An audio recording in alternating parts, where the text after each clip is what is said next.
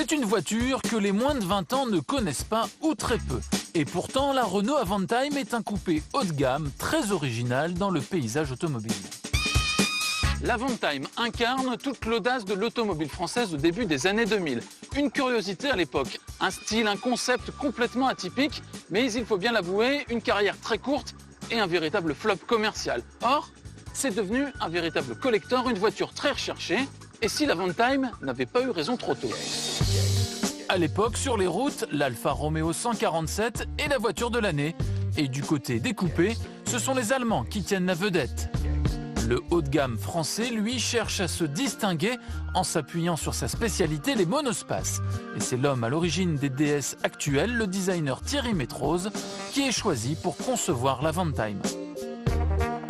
Le cahier des charges, c'était ça. C'était cet élément structurel, en fait, qui est un profilé en fait, d'aluminium qui a été cintré. Ils ont dit, voilà, ça c'est le terrain de jeu, et puis à partir de là, ma carte blanche. On voit que le dessin des glaces latérales, il est fait d'un seul morceau, il est extrêmement pur, on n'a pas un pied qui vient rompre en fait l'harmonie entre le vitrage avant-arrière. Moi, ça me donnait beaucoup de liberté en termes de pureté sur le dessin global de la voiture. On aurait pu faire un coupé classique, entre guillemets, avec la lunette inclinée, beaucoup plus fastback. On n'a pas voulu le faire, parce que ça avait beaucoup plus de caractère d'avoir cette lunette verticale, et puis ça nous permettait aussi d'offrir un confort au rang 2, aux places arrière, exceptionnel.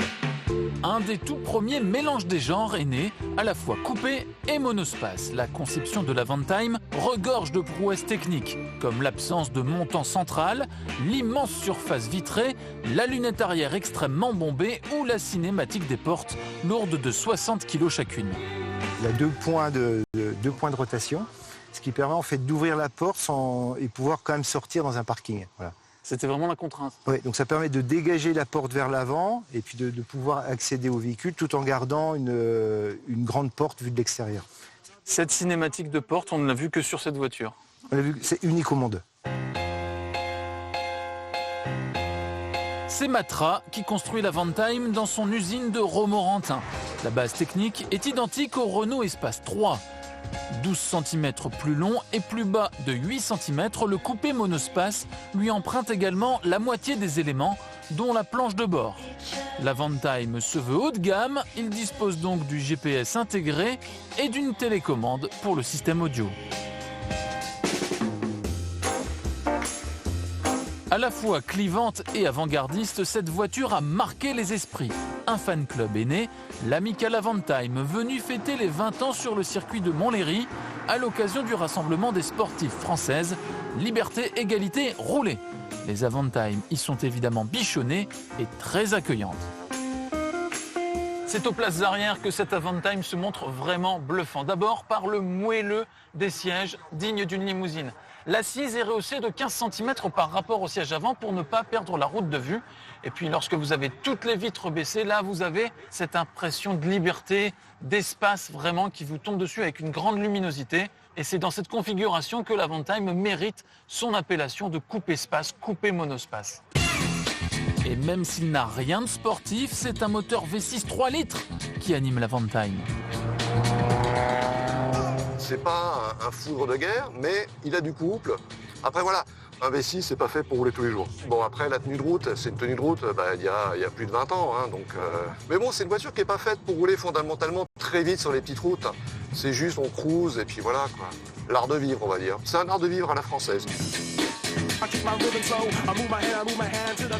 Ah ça prend du roulis hein. Ouais, quand même, ouais.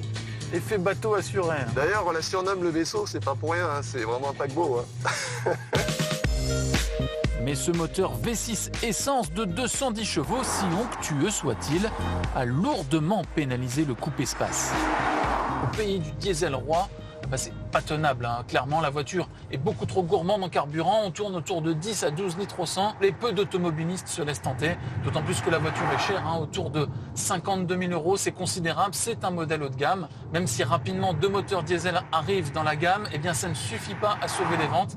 Et l'Avantime est retirée du catalogue au bout de 2 ans et demi de commercialisation. Une pression sur la touche grand air et l'habitacle s'ouvre sur l'extérieur, un peu comme une targa en prise directe avec la nature. Des sensations dignes d'un vrai cabriolet, mais beaucoup moins acceptables à bord d'un monospace. Rien n'a été prévu pour stopper ces turbulences et ces remous dans l'habitacle. Je suis même obligé de hausser le ton pour m'entendre moi-même. 20 ans après, l'Avantime reste une exception. Personne n'a imité Renault Matra. Hormis peut-être le Model X, dont l'architecture électrique permet un dessin assez proche de notre française. Ce choix est-il si étonnant de la part de Tesla, qui se revendique en avance sur son temps ?